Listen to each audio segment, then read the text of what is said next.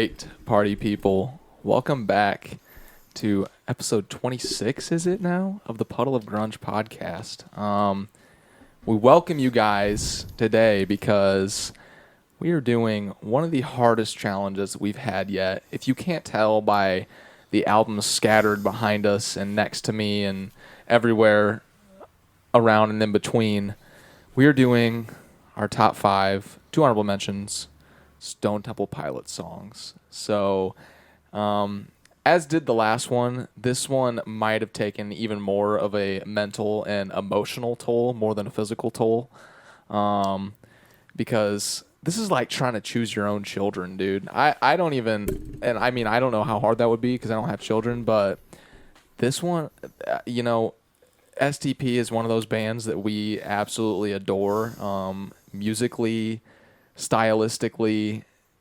Almost everything about this band is peak for us. So this was very hard to choose, but Colby, you want to add anything? You just want to go right into it, get it over with. As it being pretty much my personal favorite of the grunge and the grunge likes of the 90s, STP, it's a very difficult one for me. Yeah. Because, they're not in the big four, technically. So, but they've pretty much always been one of my absolute favorites. Yeah. Possibly my favorite. I don't even know why I'm going on this. Little tangent right now. Tangent. What you doing, dude? But I love STP, and it's going to be hard for both of us, though. All right. Well, I'll give you the first. Do you want to start? Yep. Since you started last time, I'll do my first. Okay. So my number 7 is Big Empty. Time to take her home, her daisy hair, this country's Did not make my list. Okay, So- that actually does surprise me. Surprised me. Yeah, I know. And I felt like we didn't even apologize. Yeah, well, I'll apologize right now. I feel like such a basic bitch for picking these songs, but STP just has so many bangers that are just popular songs for great reason. Mm-hmm. You just can't underestimate everything that this band can do, dude. They can do it all. And they literally can do it all. From the scope of hard rock to slow, methodical jazz, they can do it. They can do it all, dude. Big Empty is my number 7. And honestly, it almost didn't make my list, but that is just one of the most, first time saying it, iconic choruses of the 90s. Bar none, dude. It's emphatic, and I feel it's everything that STP is this chorus. I'm just giddy even thinking about the song. I know. Eric's drum fill. This is number 7. It is number 7, dude. This could be a 4-hour video. This might be a 4-hour video. All right, keep it around. Yeah, Eric's work on this song, man.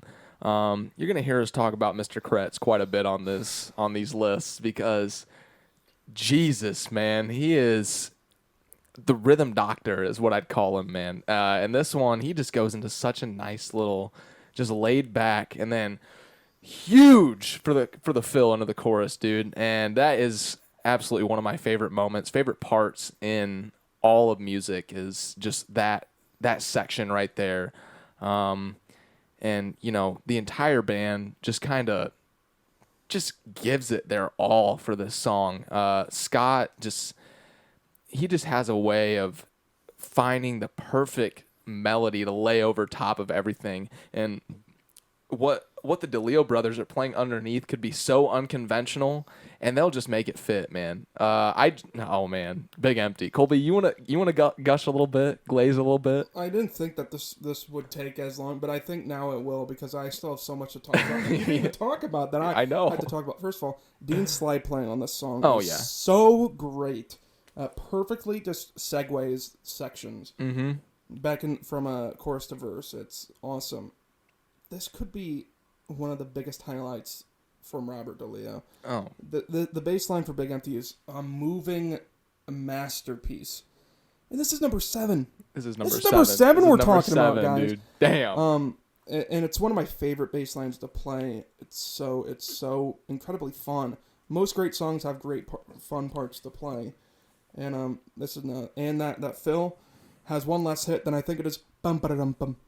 I don't think that last bum is in there, but one of the best drum fills of the 90s. Like, Yeah. even as pretty much as simple as it is. Oh yeah. It's anthem. What does he say? Anthemic, Anthem. Yeah, it's emphatic, whatever. emphatic. I Just don't, either word. either word. Yeah. It's just it is iconic. I Yeah. will say we actually didn't even use it in our last video. We did that not. made. We did not. But STP, this song is so great, and it's got a great bridge section. Oh too. yeah. Honestly might be one of my favorites by STP, and they have. Yeah, I just love the build up and a slide / wah solo. Dean just knows how to do it, man. And dude, oh my God, this is number 7. This is number 7, We haven't even dude. said mine yet. Okay, all right. Yeah, Big Empty is my number 7. I want to hear yours, Colby. What is your number 7? All right, so I think well, actually, both of my number 7 and 6 are both from the same album. Okay, all And right. It gives you anything. So my number 7. I know you're gonna like this one. Is Adhesive.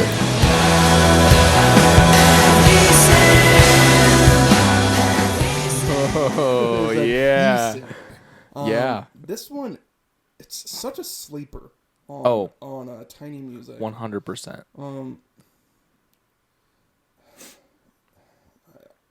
Gosh, I can't even put into words this song. There's so many beautiful parts inside. There's just of a it. dreamy it lays back aspect to it. so Yeah. much further back than you think, and then it rocks so much harder. Rob's bass is so far forward in the mix. Yeah. I was Oh, listening yeah. to it on my speakers today. I couldn't even hear Dean, which is ridiculous. You always hear Dean. You always hear Dean. One of those 2 Vox AC30s. What are you gonna do? But this song it has the perfect quiet loud dynamic. Eric's just playing perfect parts for this song as well, and Scott's voice is perfect. And the chorus of the song, it's got those horns in the back. Oh yeah. That add just so much texture to this song. I can say it's fair that this one is actually underrated. Yeah. We always 100%. use the word and not use the word, but I think that this one is actually underrated. Yeah, I'd 100% agree with that. And can I just say, I love upstrokes on chords, and this song just starts out with a massive one, dude, and it just has such a dreamy aspect to it. I feel like Fiscal years. Scott is just kind of doing what he does as, being as laid back as like a lounge singer or something, and he could fit the role for any singer. I'd feel like he could do anything. And this song and really all of Tiny Music just kind of shows the versatility of this band. And that's one of the reasons that they're one of our favorites, if not our favorite, because they're just so versatile. I mean, you could be listening to one song by SDP and the next song from an album later wouldn't even sound like the same band. Just their development as musicians over time, especially through these first 3 albums of Core, Purple, and Tiny Music, are just something that I think history needs to go back and look at, because it's fucking ridiculous, dude. I don't it's even so wanna ridiculous. I want to get into it yet, but Yeah. the freaking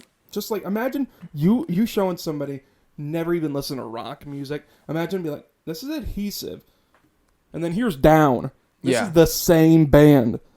Like, how is Down the people that made Adhesive? Or the people that made Dead and Bloated. And the So people I that Know, made like- And So I Know. Yeah, I was gonna say. That's just, oh my God, dude. Like you said, Are you a big fan of this song? I love this song. It did not make my list though. Okay. Okay. It is one of my favorites off Tiny Music though, and I feel like it just, like you said, has that great loud to soft dynamic, but it's not too loud. That's what I like about it. It's not overly. It kind of builds up and almost just kind of stays at the same level. And I love it. I love this song. Great number 7 pick. I just love Dean's saturated tone on it too. Oh yeah. It's definitely single coils for sure. I think it might have been played with Telecaster at this time. Yeah. So, yeah, this one also just kind of a vibey song. There's something else I was gonna say about it, but I think I'm just gonna, if I remember it later on, I'll say it. But Ryan, what is your number 6? my number 6 is going to be Lady Picture Show. She hides behind the bedroom door. There's just so much to say about this one. I think it's just such a musically interesting song. The chord choices, the stabs in the pre-chorus, the solo especially, and this one is just so fun to play. This is just a fun song to play on guitar. I know, bass. and bass. I was gonna say you know it on bass, and we've jammed it before, and it's just such a fun one to just run through. Dean's solo on this one is just one of my favorites by him. I love the phrasing on this. I love the holds of his bends. The picking pattern that he does as well. It's just there's just so many things that ring out so well about it, and yeah, it just kind of it sounds like a very happy song, a very picturesque song, which is kind of what SDP is known for. I'd say is taking these songs that you would think are very very uplifting and bright, and it kind of has a darker meaning to it, which I also love about this one. It's just it's always been a standout for me. I love the way that Scott delivers these vocals as well, and Rob Deleo as well, man. But I won't gush on it too much because it's number 6. But yeah, I love this song. It's always been one of my favorite SDP songs.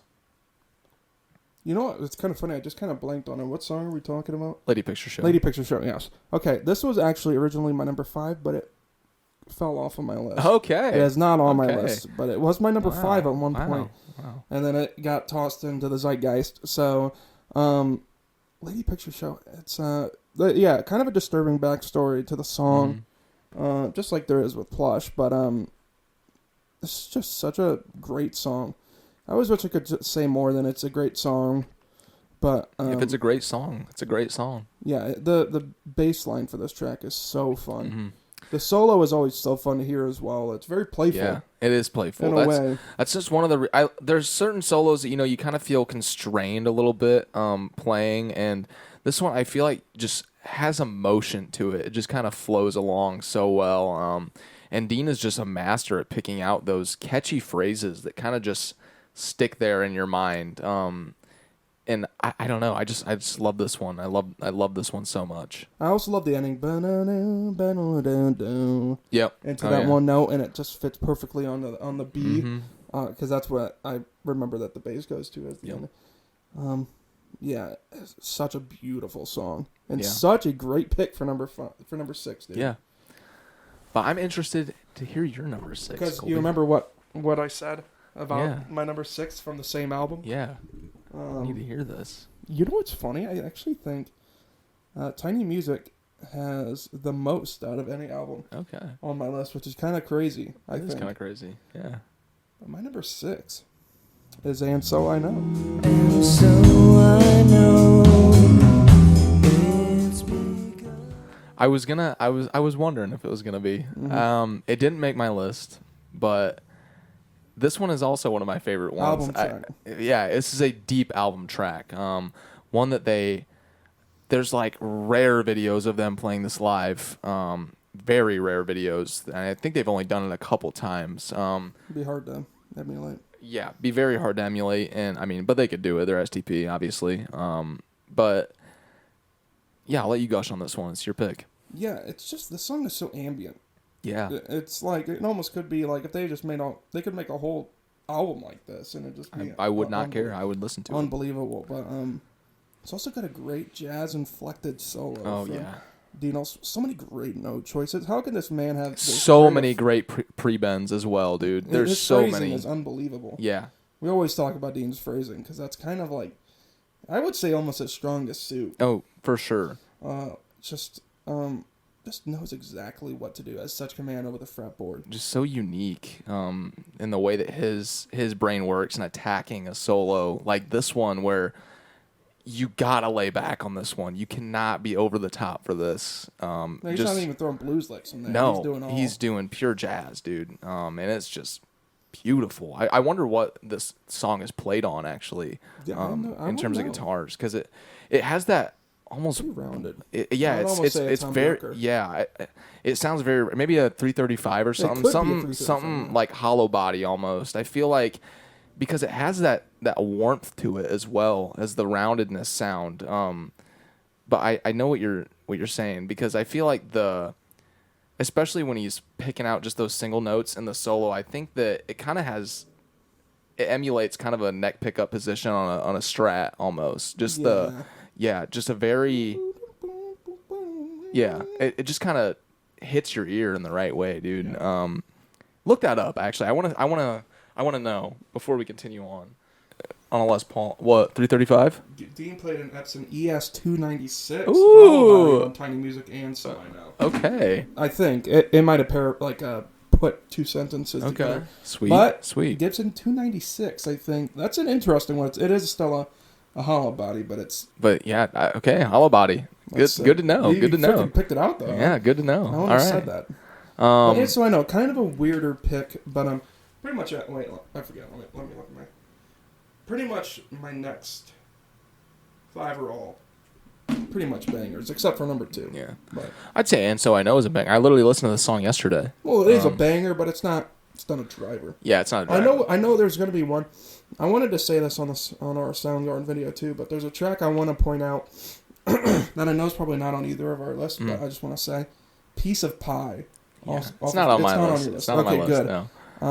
One of the most fun guitar parts to play in the world. Yeah. All right, but All right. I wanted to throw it in there. What is Okay. your 5? My number 5 is Dead and Bloated.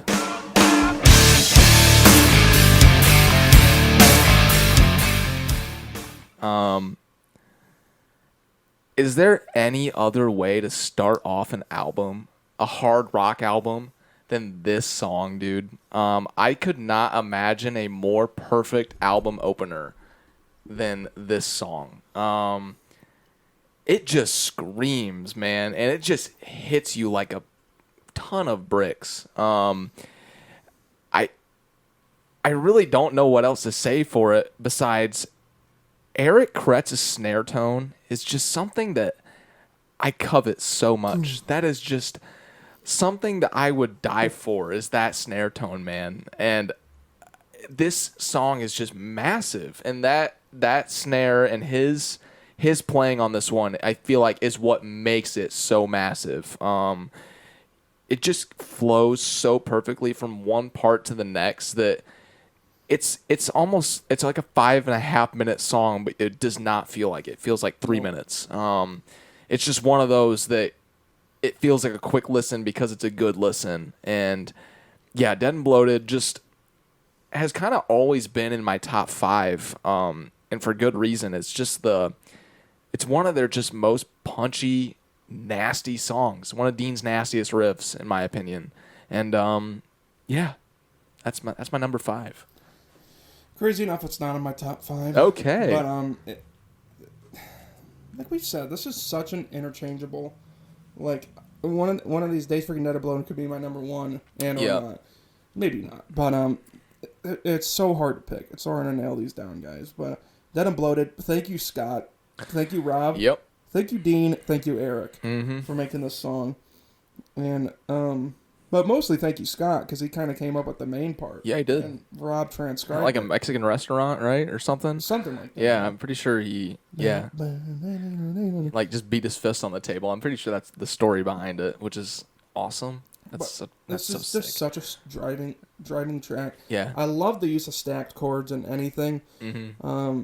And they just perfectly intermingle those with just a bunch of also weirder chords, that B flat with the second 5. I don't know. I'm not an extreme music theory guy, but it's just it feels stacked. Like the word stacked chord, it feels like it's stacked. That's what it sounds like, and to me, it's so driving. A lot of movement in it too, and killer pick for number 5. Dude. Yep.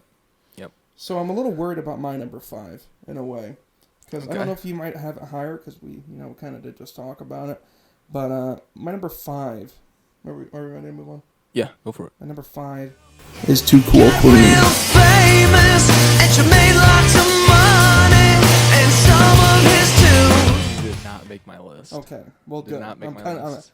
I'm happy that it didn't. But actually. gush on her. Sorry. Sorry. But yeah, Too Cool Queenie. Oh. Yeah, that's how I feel. Right, that's it.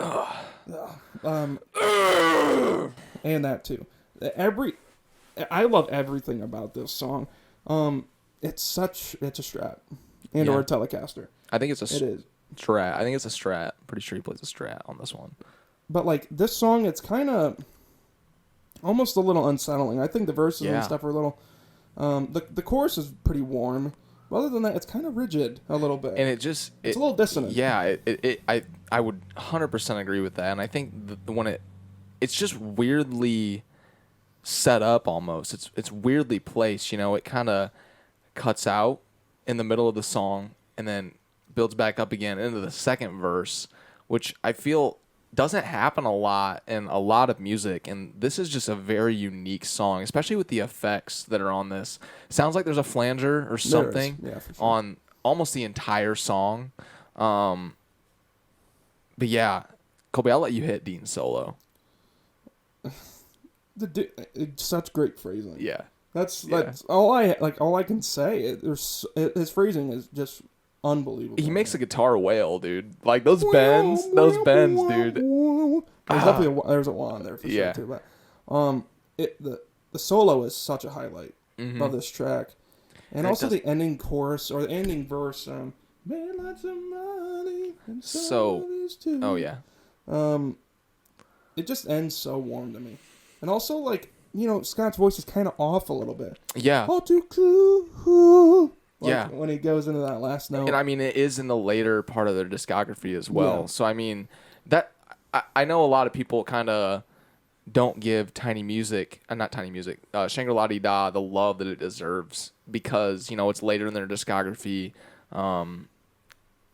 But Jesus, man, it's such a solid album. Go give this thing a listen at the right very now. least, it has 3 good songs, and that's putting out multiple other absolute bangers. Yeah.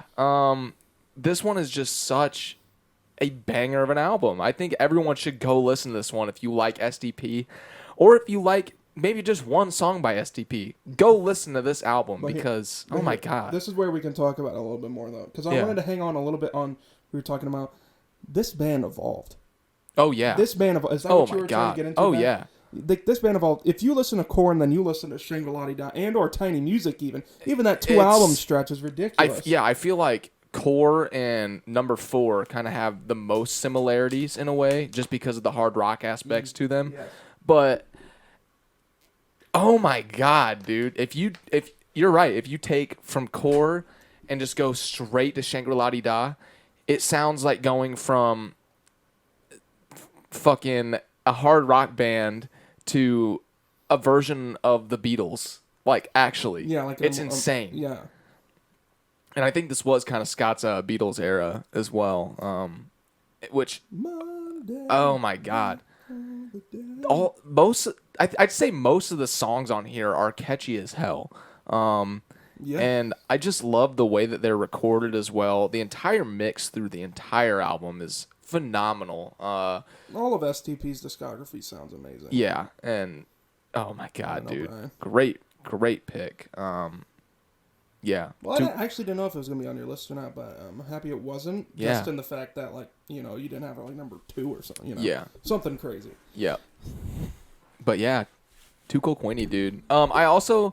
Definitely an album track and definitely underrated. I would call that underrated. I love Eric's parts on this as well. And, he has to do so much in order to keep next to the band as well. I mean, I know he's providing the foundation for everything to go on top of, but just the way that this song is set up and how oddly I feel like it's timed is just it's kind of a marvel to listen to. But yeah, Too Cool Queenie, Colby, I love the pick. Love the pick for number 5. You want me to get my number 4? Numero 4. My number 4 pick is Wonderful. I don't feel anything at all.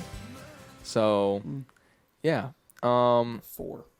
Yeah, and number 4 What a shame. is Wonderful. I think that, well, it's because I haven't really this one has crept up on my list, obviously, because originally it probably wouldn't even made my list, but listening to it more and more, this is one of those songs that rarely do I cry in the car when I listen to a song, but it's happened to me on multiple occasions where the windows are down and the tears just get flowing to this one because there's just so many peak musical moments in this damn song, dude. Shout out Dean DeLeo, shout out Rob DeLeo, Eric Kretz, and Scott Weiland, man. Hey, Ryan, what about Cher? What album is it on too? Shangri-La-Di-Da, dude. Oh my God. There's a theme there because two great songs back to back off the same album. This one, if you guys have never listened to it, Scott is so phenomenal at writing ballads, and this is just one of the most heartfelt messages I think that they've ever delivered through music. It just makes you feel some way that not a lot of other songs can make you feel. There's so many layers to this one. It feels like it's being recorded on by a seaside almost. It's just got slide guitar in the background. The drums are laid back. There's minuscule amounts of crazy fills and everything. It's just the perfect amalgamation of Scott's lyrics, Dean's acoustic playing, and Rob's acoustic playing probably, his bass, and then Eric's playing, man. I just love this song to pieces. But I think that's all I need to say about it. Because I got a feeling that Colby's got it on his list. So, well, yeah. I'm not going to say anything. Yeah. But everybody hits it out of the park on this one. And I say we do move on. Yeah. Colby, what is your number 4? Oh, what is my number 4, isn't it? Yep. I'm trying to remember it instead of looking at it. I don't remember it.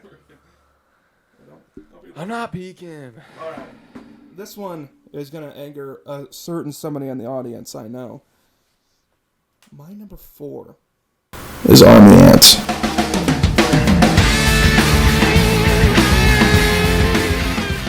Army Ants did not make my list. Okay. Yeah. All right. Well, Eric Kretz, absolutely demolishes. Yeah. Yep. The drum fill into the solo is absolutely amazing. It is absolutely perfect. Yeah. But once again, Dean uses his stacked chords on this song. It's just so damn driving. He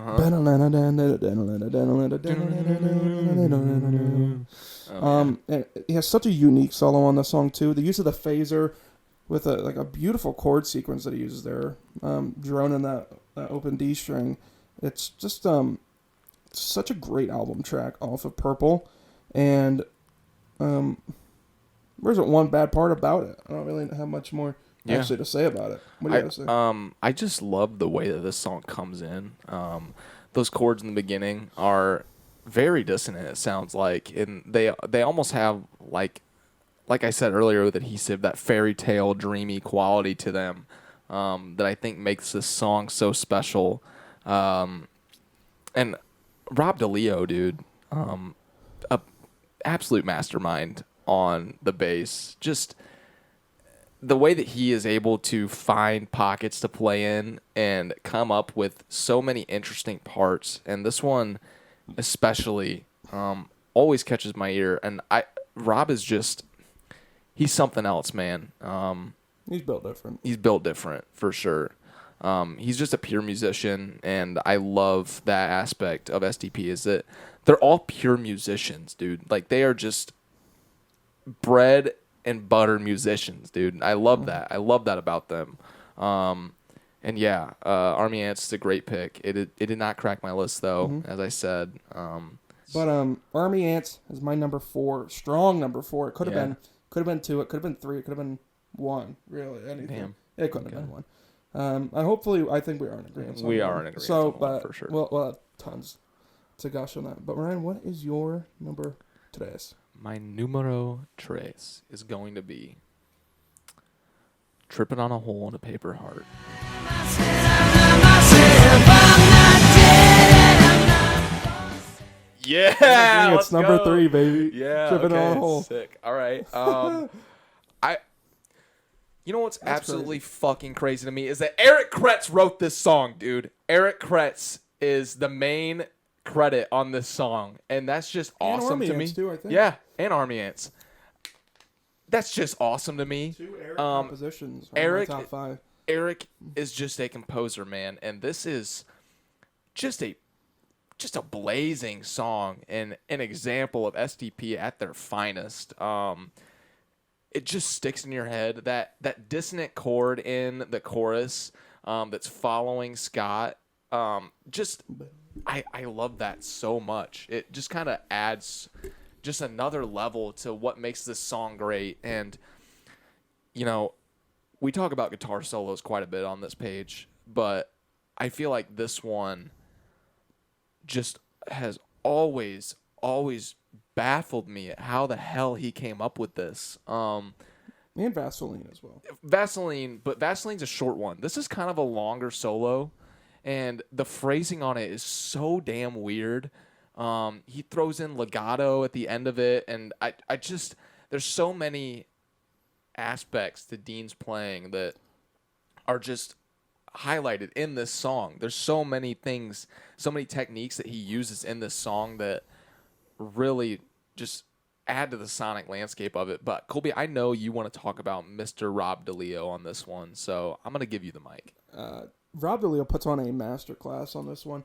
His fingers do this the whole time, and they don't stop. Yeah, it is this the entire time. You have to be well conditioned to play this song. He does such great movement, just climbs up those chords so well. He's doing that fast part, especially during the part when you're doing the G and you're doing the open B string hammer on thing. I'm like sliding up the neck, going up. Just so many great lines. Obviously, Jamerson inspired, dude. It's just in Rob Deleo's blood. Jamerson is such a ridiculously great bass player, both of them. But yeah, the song is it's off of their 3rd album. You know, a lot of bands only the first album are good. This isn't the case. Yeah, and off their 3rd album, and it's number 3 on our list. I just love the energy of live performances on this song as well. Like Scott just had that way, man. Just had that way about him. Rest in peace, obviously. Just captivating a crowd, and this one is kind of a showstopper, to be honest. It just brings the house down. This is a barn burner. Tripping on a Hole is a barn burner. 100%. And yeah, it's number 3 on the list for both of us for great reason. Just an absolute heater, driving song, and written by and composed by Eric Kretz. So absolutely amazing.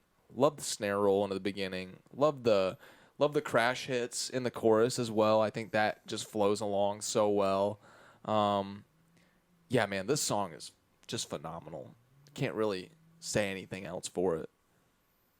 So yeah, that's all. You want to get your? Oh well, It's my technically you. my number 2.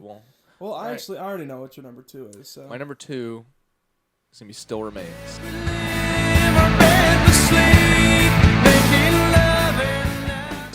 Yeah.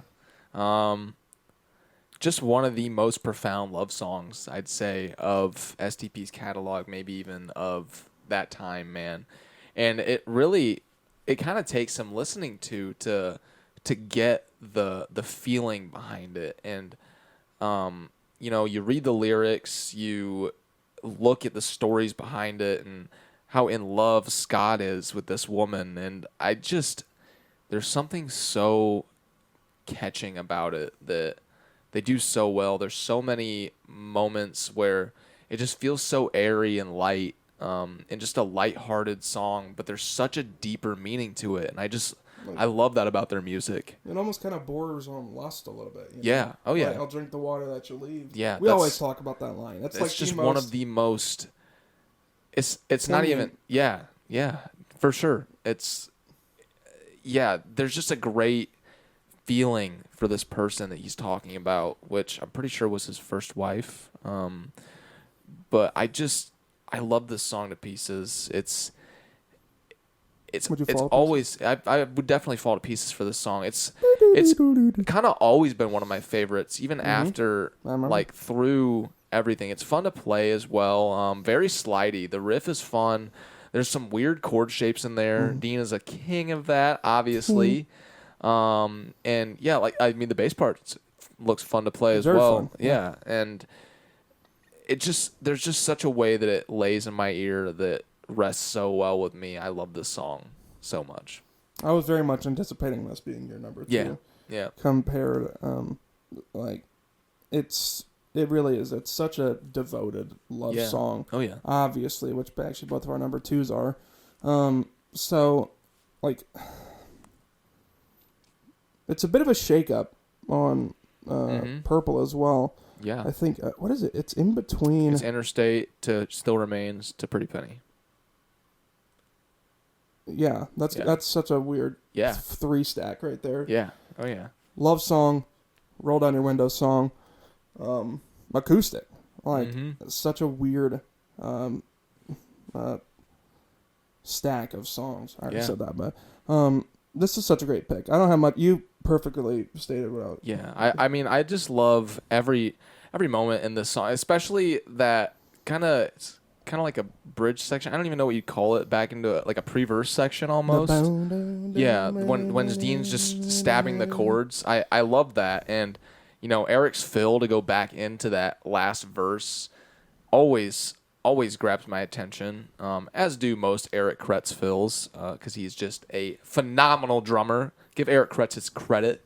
But yeah, Still Remains is my number 2. Some days it could be my number 1 just because of the profound meaning of this song, and things that it's just meant in my life, you know. But yeah, Colby, I want to hear your number 2. I think I know what it is, but yeah.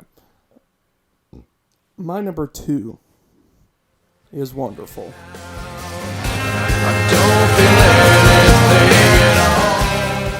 Take it away, big man. Yeah, this one, first of all, Rob just puts on an absolute clinic on the bass as well. But I think the real highlight of this song, besides Scott, is Dean, man. The chords that he's playing on this song, I've learned it.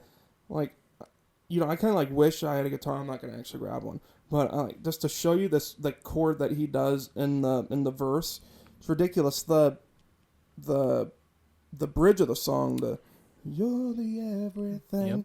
You have to like bar, and you have to like mute a string with one finger, and then you have to lift one up to do the other, to the next chord, the passing note.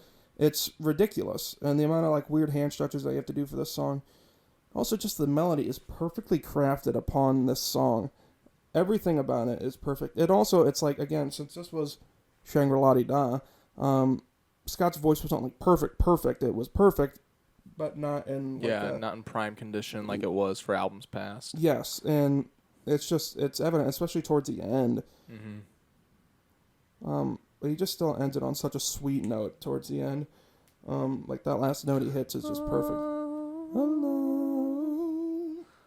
And this is just, I think, in my opinion, one of the best love songs he ever wrote. Yeah.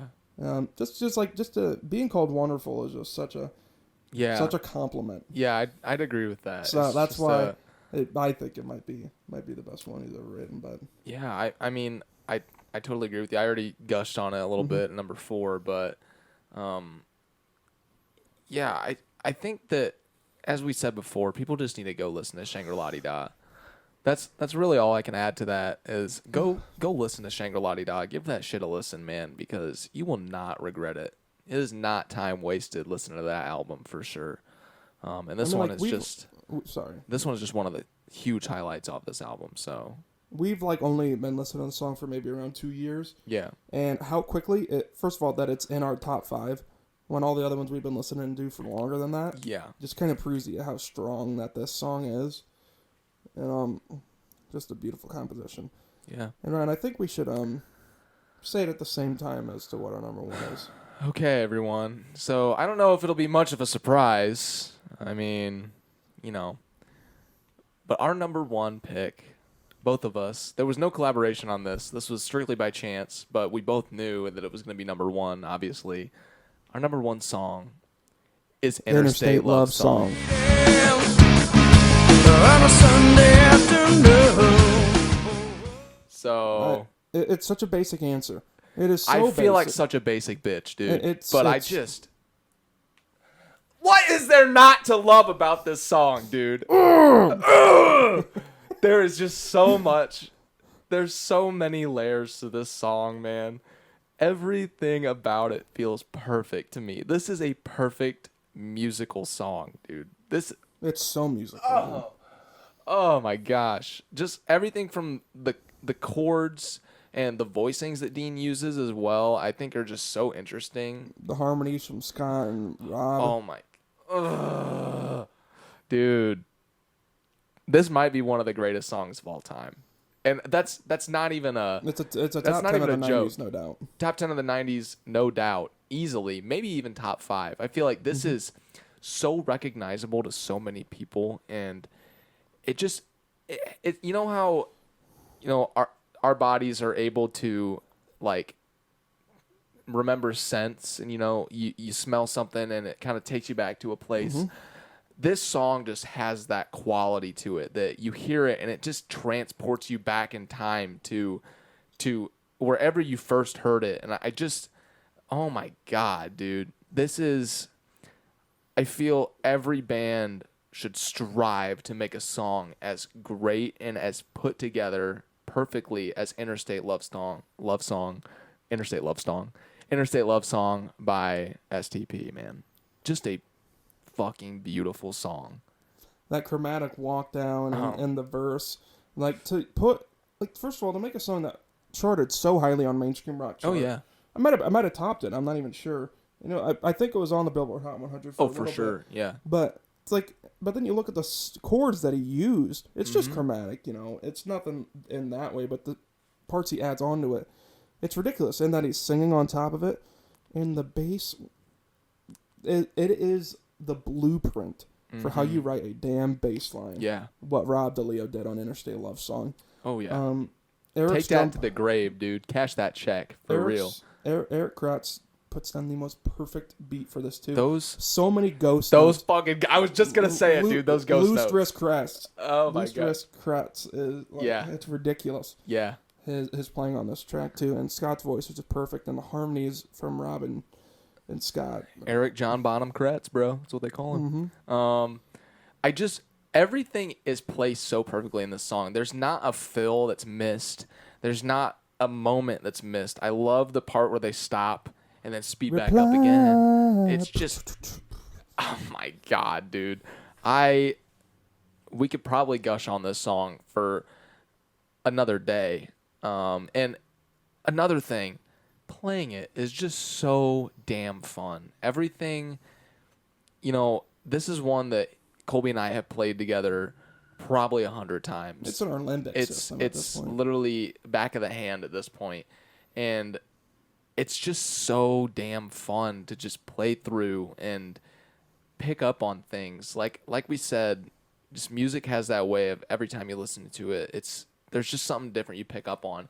I feel like this song just has that quality, that aspect to it of you always hear something new in here. And just this band, man, what a damn song in the middle of one of the best albums as well. This song just shines so bright for great reason.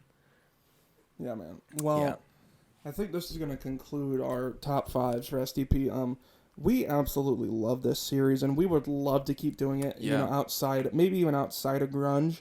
Oh, Maybe yeah. we continue with some other slightly different genres of, more like still rock, but like maybe of just alternative rock, just Yeah. in general. Because we would absolutely we love so much music from the '90s and all eras, and we just enjoy talking about music so much. Yeah.